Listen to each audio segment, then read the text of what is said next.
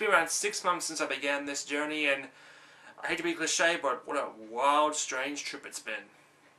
Since I began this retrospective, Nintendo has announced a new console, released a new console, and released 2 classic Zelda games on said new console. Ladies and gentlemen, this is the 15th and final part of the history of Zelda, the future.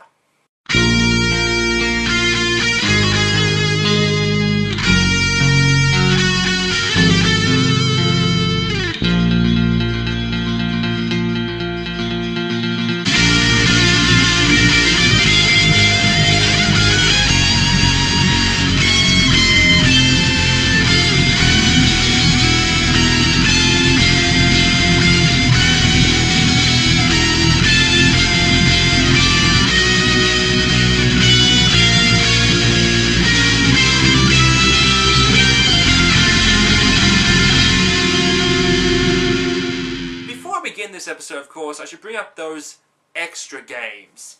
First one, of course, being Smash Brothers. The original Smash Brothers was developed by HAL Labs and released on the N64 in 1999, and was every Nintendo fanboy's wet dream.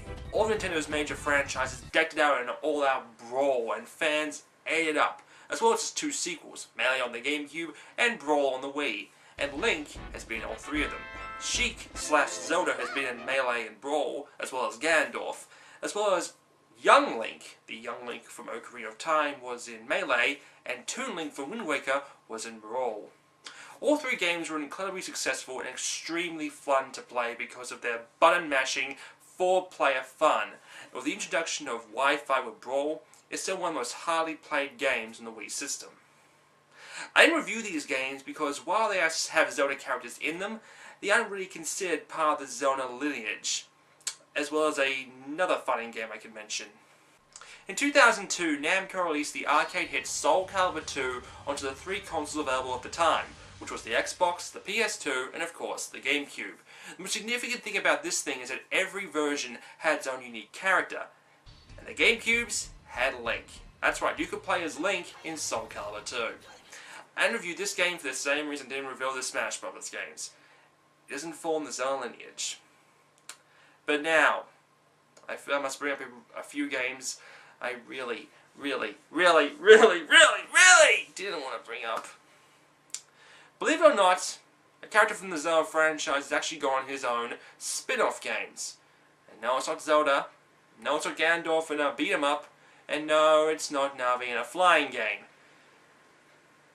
It's Tingle in an RPG. Released between 2006 and 2007 in only Japan and Europe, would see the game titled Freshly Picked Tingle's Rosy Rupee Land. Ugh. As well as that, Tingle would also appear in 3 other DS games available only in Japan. Now, it hasn't been confirmed whether or not these games were actually in the Zelda timeline, and considering how it isn't about Link or Zelda, it's about Tingle, I really didn't want to review them. Besides, Tingle. End of story.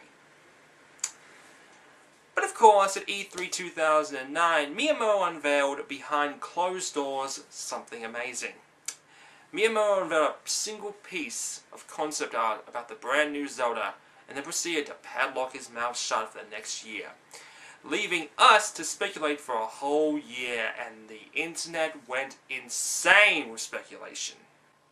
It wouldn't be until next year when we'd finally get a more in-depth look at the new Zelda game, which would be known as Skyward Sword. The game would feature a vibrant watercolor art style while seeing models similar to that in Twilight Princess in terms of detail. Despite a few demonstration glitches, the game looked good, but sadly, it was announced the game wouldn't be available until the following year.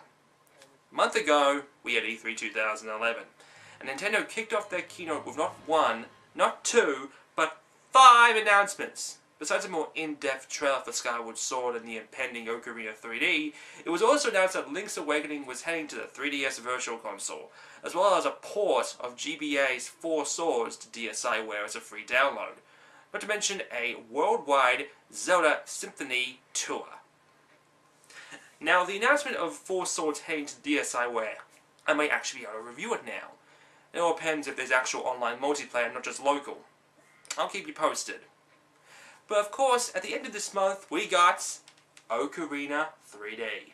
Overall, the game looks amazing. Textures have of course been upgraded, but the core Ocarina feel is still here. Not to mention the 3D isn't just some tacked on gimmick. The gyroscope works wonders, but ruins the 3D spell a little bit, but whatever. Overall, this game is a very good remake, and you should buy whether or not you already own the 64 version. What's more is, they fucking finally fixed the water temple. But now, let's get back to E3 2011.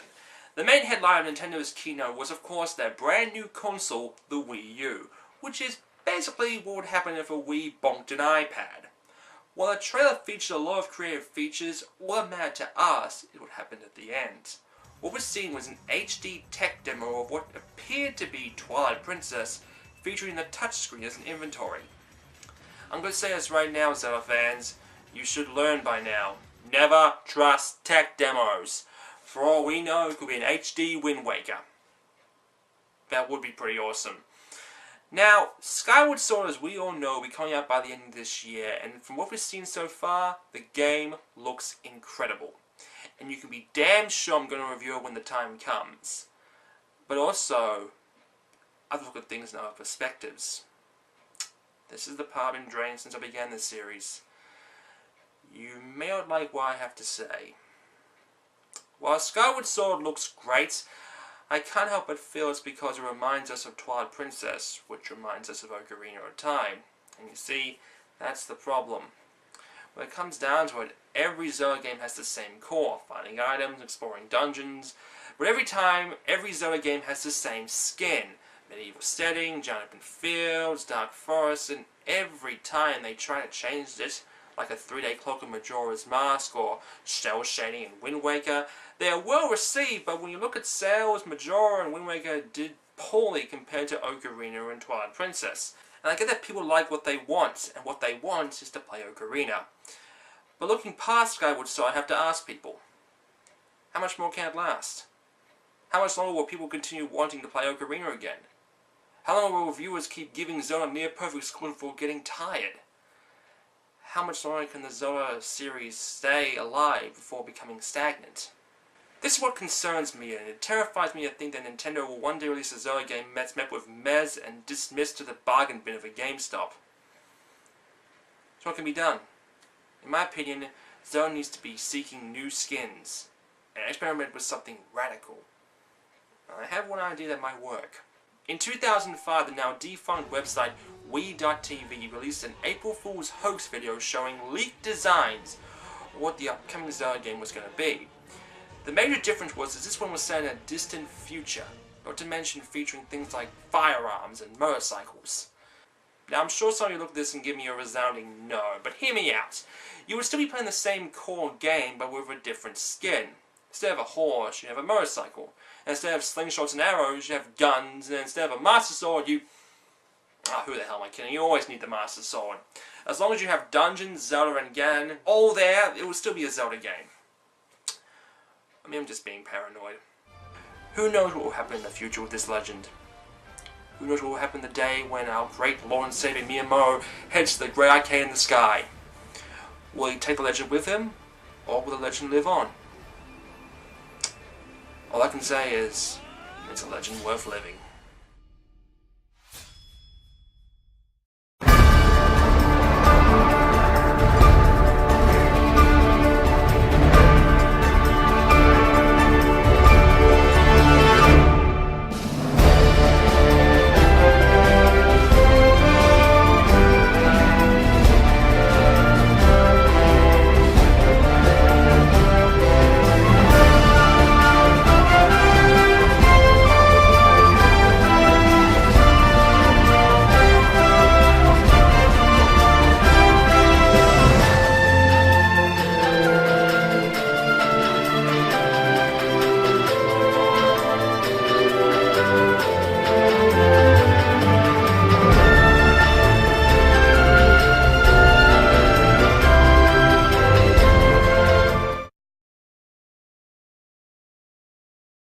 I can finally relax. Oh, thank God. Oh, thank God it's over. Thank God there aren't any other games that celebrate their 25th this year. Wait.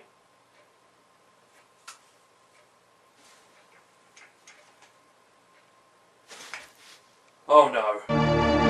No, no, no, no, no, no, no, no! Oh no, no, no, no! Oh hell no! I'm getting out of it right now!